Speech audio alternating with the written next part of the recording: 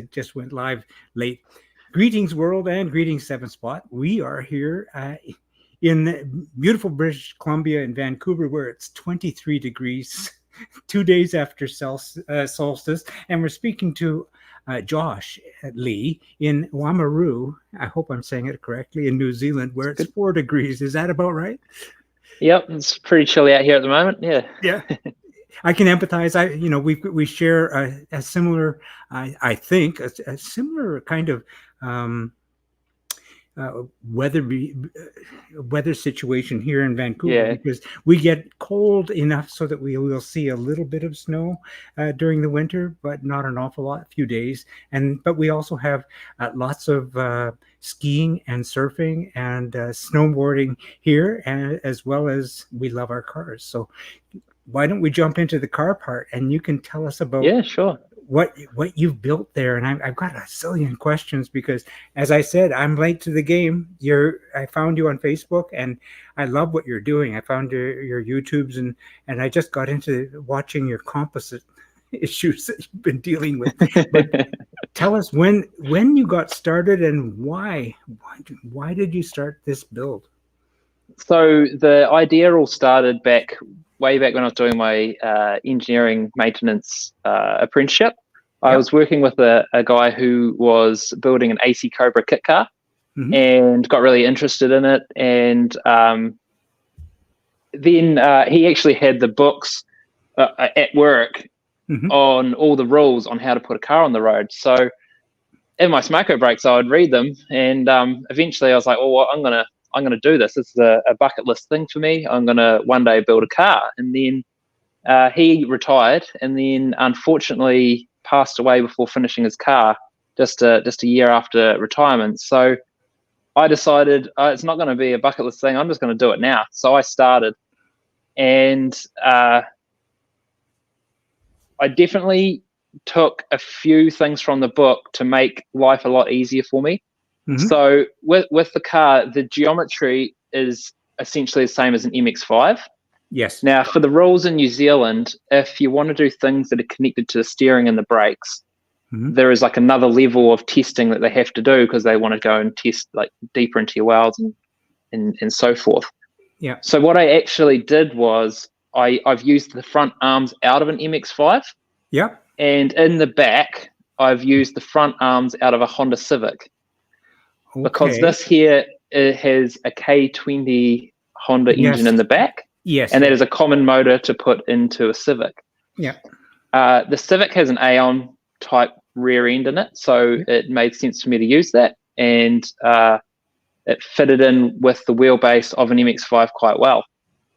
So then I'd kind of decided, this is what I'm going to use in the front, this is what I'm going to use in the back, and try and join them up to make the car work and drive like an MX-5, but with a rear engine sort of mid-mounted setup.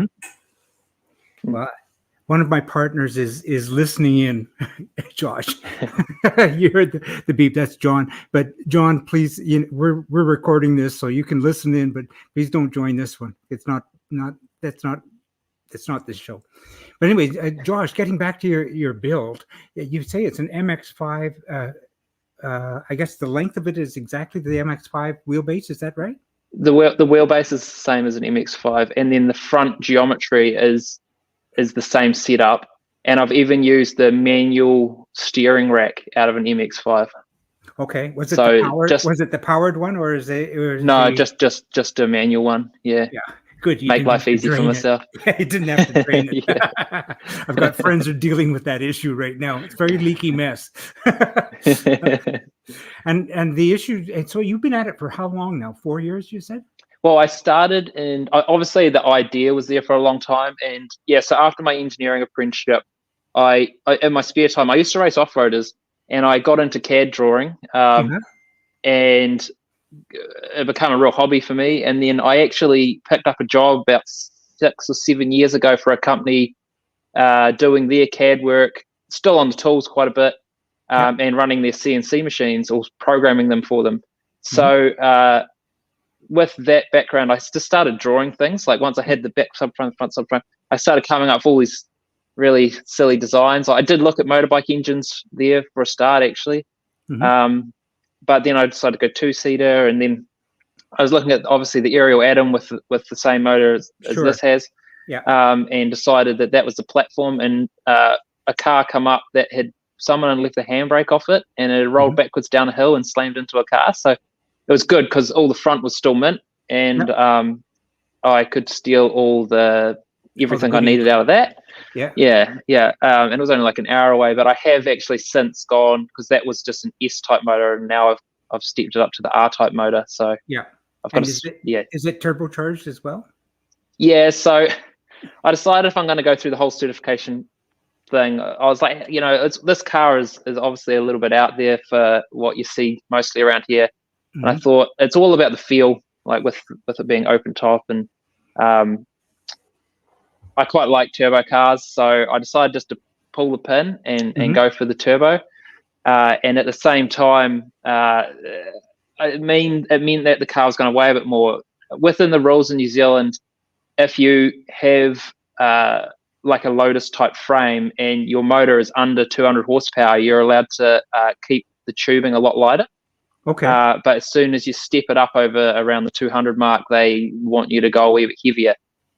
So I did go a wee bit heavier. And then this is still at the design stage. Then once I had it all packaged in a design that I liked, the frame was pretty good. The bodywork and stuff was quite vague. I then could send all the drawings and stuff that I'd done to the tag team in New Zealand, so that they're a group of people that assess essentially these plans and tell you if it's worthy or not. So I sent to them, and they were a little bit shocked because I'd gone way too far into it. I'd actually done a whole lot of like crash simulation and all sorts of stuff that I didn't actually have to do, but it's all good stuff to do. So I sent them all that, and they did get me to add a couple more tubes and things here and there, and a couple of gussets, and they were actually really quite good. Then I went on to then start building the frame. Some of it I got CNC bent, some of the real tricky ones, and sent to me. And it was really lucky because right before our COVID lockdown, I'd done all this, and it was pretty much sitting in my garage. Oh, good. And then COVID lockdown come down, and I was able to put the frame together pretty much in that time. Then build the subframes as well. The subframes, they're pretty grunty. Next time I'd build them a bit lighter. But with the car having hopefully quite a lot of power, I'm also not too worried about adding weight in the front end over the back end, just to balance it out a wee bit. But so and then you go off and get a certification. So I took it up the road, and they looked over it, and again they got me to add a couple more tubes. Some of them don't make sense to me with the simulation stuff, but to get it to the road, it's just what you do. So I did that, and then I built the body. So building the body was one of the hardest parts of the car. Now, doing the bucks and things, it was really fun, actually. I did really enjoy it, apart from all the sanding and problems along the way. But it's all about the overcoming of things and working things out. And I did also try lots of different versions of how it can be done. So like the bonnet, I did it really properly. I made a laser cut buck, plastered it all, made it really nice, and then made a mold off of that, which is just up behind me here, and went through all of that. And I still had some issues because I was learning. And then the front guards were a similar thing, but they made them as a one-off part, which I'm hoping I won't regret. And then the back, I actually made a steel wire frame.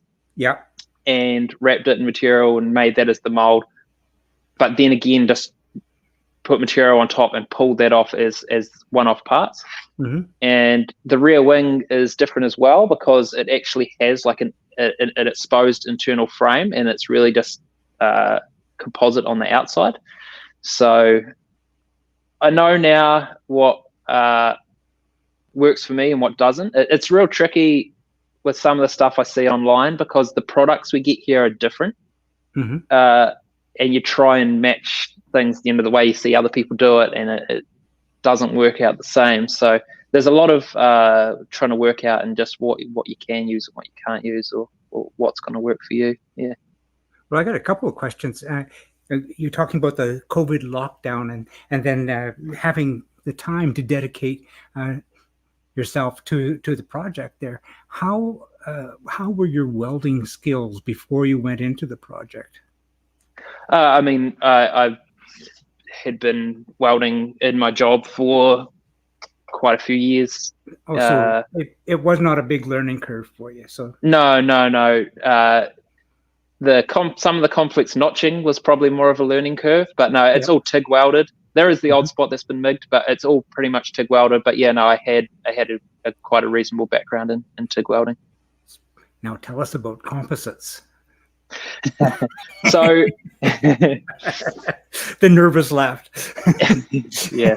So it is actually carbon fiber skinned, this car now. Yeah. I'll bring you in close so you can see.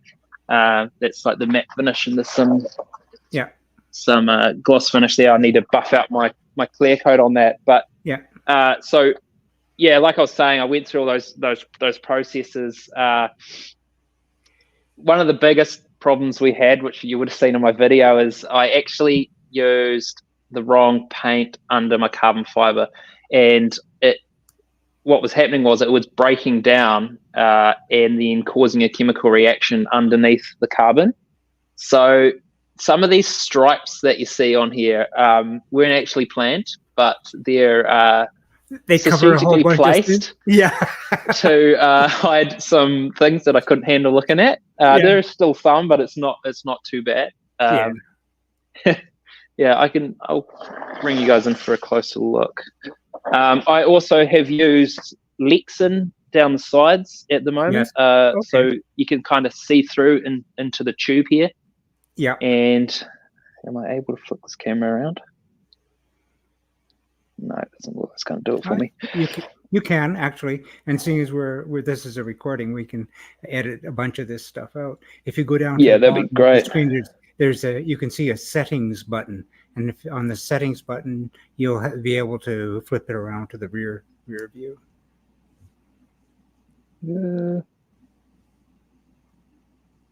Mirror camera. No. There. Gotcha. There you go. Gotcha. It's less invasive and much less embarrassing when it's. Oh, your rear camera's not working. It's a shame. Let's flip it around. I'll bring it back to me then. I'm glad I asked you to do that now, Josh. Yeah.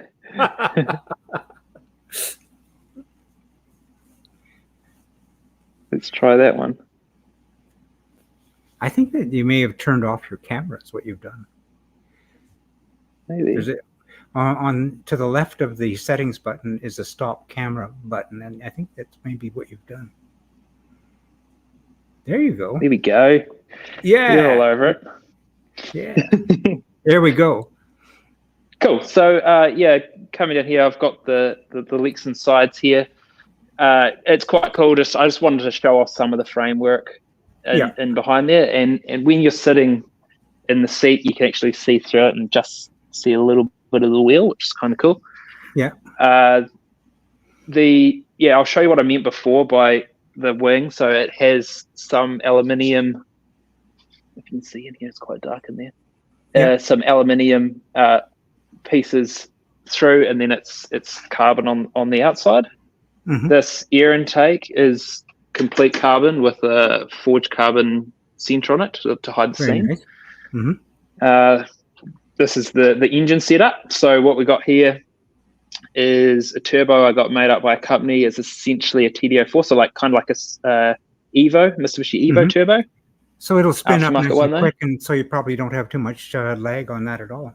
Yeah, so I'm hoping it's going to be not too big and spool up early, and because I don't really need a huge amount of power on it, so yeah, it was hard. It was hard to spec one because it's a realm that I didn't really know with this engine. So I had to try and trust some people, and it's hard to know who you're talking to if they really know. And then I found these guys, and they actually asked a lot of really good questions and helped me spec this. So I'm hoping it'll be quite good. Then it comes through. It's got a water to air intercooler here. Yes. Mm-hmm. The car. Oh, I could do a brief talk about my cooling. So I actually initially had the radiator in the front of the car, and then I also did design where it was ducted through the car, and I quickly worked out that wasn't going to do well in the simulation. And then when I had it in the front, it had some problems with it fitting in there, being too low, and getting in the way of my bodywork. So it was getting in the way. So I ended up just cutting it in half. It's an aftermarket Honda radiator anyway, and mounting them either side in the side pods here. Yep. Nice. And I made some ducting here. Oh, yeah, it's hard to see. I can see that. Maybe this side. Yeah, so there's one either side. So ducting also is really nice because the fan's up on top, sucking through, and it also protects the radiator from any crack from the back wheel. So then when I did the water to air intercooler, I was again going to put the radiator at the front, but I've actually ended up mounting a third radiator down in here. Oh, very nice. It has quite a lot of ducting on it, and it comes through the snacker duct here, which is also clear and through and straight to the back, and it has its own fan as well to draw air. So I'm hoping my cooling's going to be really good. So far with what I've done driving with it, it has been really good. The radiators are so good that it was a really cold evening, but the other evening I had it out and only driving probably 10 kilometers an hour, and it was staying so cool that the fans weren't even needing to click on. So the thermostat was doing all the work. So I was pretty happy with that. Yeah, having a thermostat that clicks it in and is an important thing. Yeah. Well, that's very cool. Can you tell me about your dampers? You've got inboard push rod dampers on the front. Let me. I'll pop the bonnet up and let you guys have a closer look there.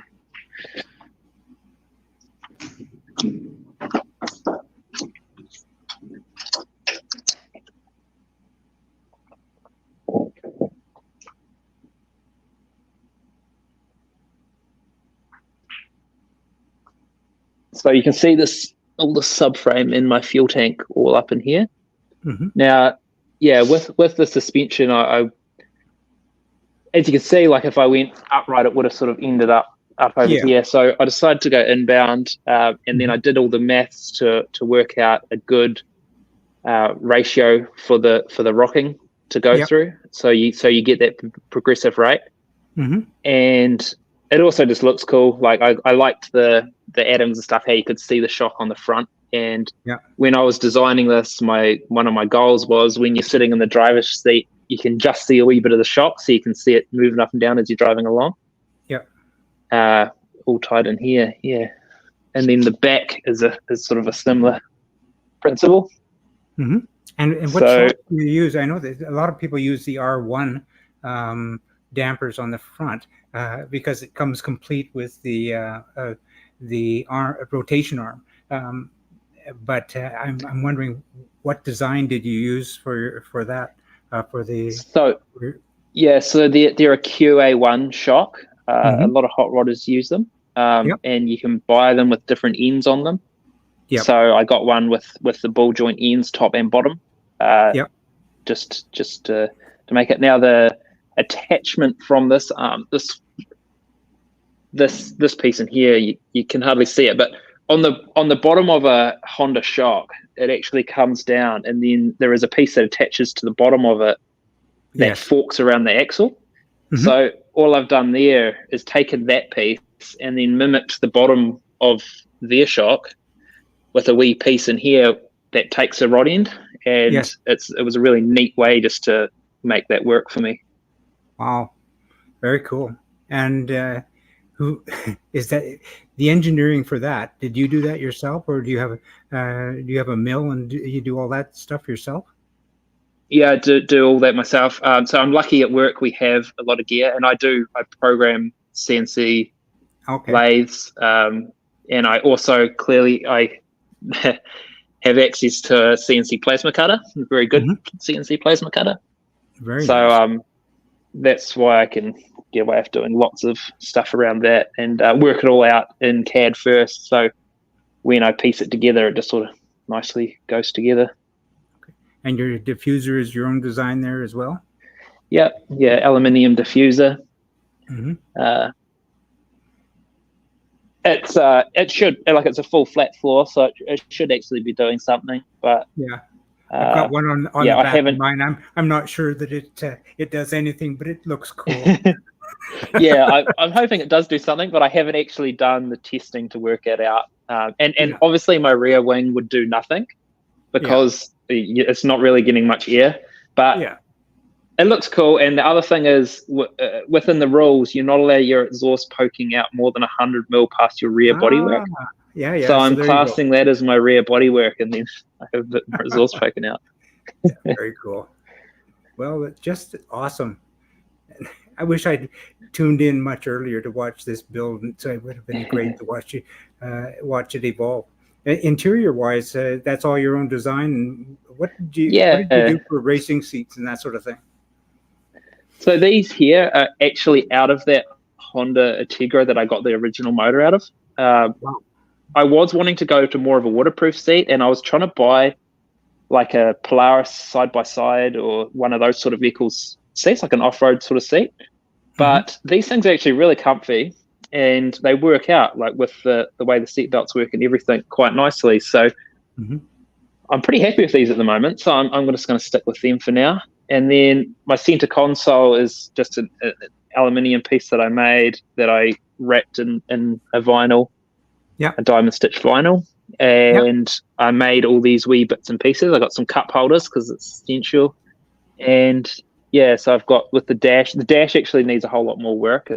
It's still a work in progress, but it's got a Haltech screen in it. So I run all Haltech ECU, and then I just got it as a piggy tail, and between me and a friend, we wired the whole thing ourselves. So that was actually a really big learning curve for me as well. I know it scares the heck out of me. The whole wiring thing is just like, yeah. And one of these things, these motors seem to have a lot of sensors and stuff going on. But man, I actually really enjoy it because it's like all the small problem-solving steps. So you go in, you're like, okay, now what is this? What are these 3 wires coming out of this need to do? And you research, you find it out, and you do that one, and you're like, oh, cool. And then next time you do another one, and eventually it all just sort of comes together. Yeah, well, it's an interesting question because on mine, I mean, mine's got a Hayabusa bike engine, and basically the wiring loom is essentially the bike engine wiring loom with some changes. But in your case, it's come out of the Honda. Did you have to splice it and then extend it? And what kind of no? I didn't want to. I didn't want to have any soldered joints or anything. So with the piggy tail that you get with the Haltech, so it essentially just plugs into the ECU, and then it has these really long wires, heaps of them. So I lay them all out, and then went and brought all new plugs and crimps, and plugged and crimped all new plugs onto it to go on. That's cool. Yeah, so my friend that was helping me do that, he's actually a professional rally mechanic. He works for a team here in New Zealand, and he helped me sort of understand all of that. That was really helpful. Yeah, as I said, it just, I mean, mine looks pretty, but I don't think I want to take off the scuttle anytime soon and let somebody take a look underneath. Oh yeah. I think everyone can relate to that, though. Yeah, absolutely. Well, what a treat it is to be here with you and to see this in the dead of your winter, the coldest and longest days or nights of your winter. So what can I say? Josh, thank you so much. No, thank you. And I look forward to watching more of your videos. It's been a pleasure to be on here. Well, I'm looking forward to doing an edit on this and then putting it up. And I will send you a copy for your own socials, and if that's helpful. And what I will say before we go is, if you happen to have any photographs that you can share that I could use to help weave into the tapestry of this video, I'd really appreciate it. Yeah, I could definitely flick you a few photos. Yeah. Awesome. Well, with that, I'm going to say, Josh, why don't you turn your camera around so we can see your smiling face? Where are we? See if I can get this right this time. Tilton, nice brakes. Yeah, yeah. Is that what you're using? Yeah. I had to. I got a Tilton pedal box in there. Is it a top? Like when yeah, you just hit the stop camera button again. One to the right. Oh no! You're back. You're back. Oh no!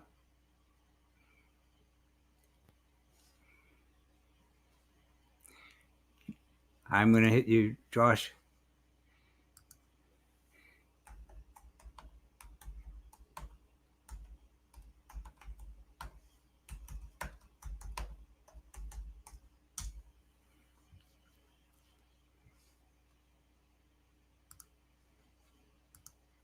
Figuring out. Yeah, no worries. I just sent you a little quick message saying, just come back in. It's all good, because the stream will continue going until we both disconnect. And as I said, good. Yeah. So I'm just going to say, I mean, we happen to look at your toolbox, and you got Tilton boxes. So do you have? Is it mine as a Tilton box as well? Is yours got? Is your brake? Situation with the pedals leveraged from the floor or from above?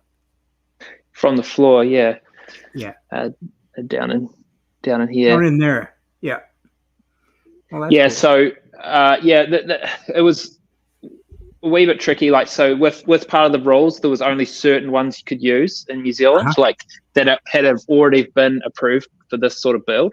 Mm-hmm. So I went with the Tilton one, and yeah, it's been really good so far. So, and a lot of guys now are using the Tilton not only with the balance bar in it, but with an adjustable bias. Does yours have that as well? No, I've only just got the balance bar in mine at the moment. I'm gonna see how it goes. Yeah, I want to see. Dial that in later. yeah. I want to see how it goes. Like, so the car's still due for a tune. Yeah. And so it's hopefully going to happen in the next month or so. Mm-hmm. So I'm going to get it away to the tune, come back, and then start trying to dial all that stuff in. The tune is really, I just want to get it safely up and running nicer than it is now, because at the moment it's just base mapped. So I'll get that all done. And then the next step is to tune in all the suspension and brakes. Yeah. And then play with it for a while. And then eventually I'll probably go back and try and get a bit more power out of it. Sure. And in terms of your use of the car, is it going to be track only, or how are you going to be using it? No, it's going to be a road legal car in New Zealand. I've done a bit of racing in the past and stuff, but this was never really designed to do. It was never in my mind to be a race car. I wanted it to be more like owning them cars, but you know. Yeah. And there's some local drag racing that happens here out at the airport, which I'll probably do a wee bit of that sort of thing. But really, it's kind of like owning a road bike. Like, it's just a toy for the weekend, really. Sure. And to be honest, for me, it was really all about the build, just the experience of doing it and having some fun with it. Well, yeah. Well, as I say, I can hardly wait to, and I'm going to be following you and following your continuing videos to watch you tune it all in. And I'm really looking forward to that. So with that, I'm going to say thanks an awful lot for sharing this with everybody at 7Spot. I'm so glad that we have had the time to get together. Perfect. Thanks, Jim. It's been a pleasure. All right, now don't disconnect, because as I said, we have to stay online till both ends of this feed go up to the server. But I will disconnect now. I'm going to end the stream. Stay on.